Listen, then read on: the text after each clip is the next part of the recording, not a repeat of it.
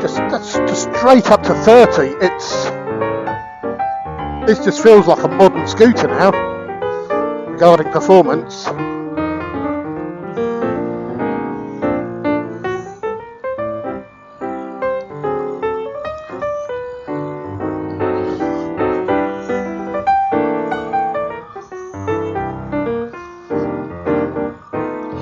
Nothing to do with the engine, but I love these wide handlebars. It's just such a nice riding position.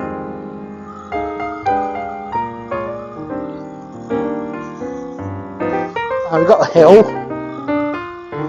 I'm still pulling up in at 30 in third, and it's a steep old hill, not a long one, but steep enough to make him get off and walk.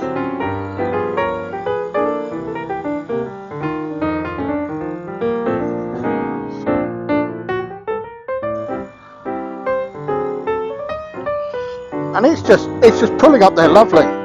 It could be on a PX, honestly. This is lovely.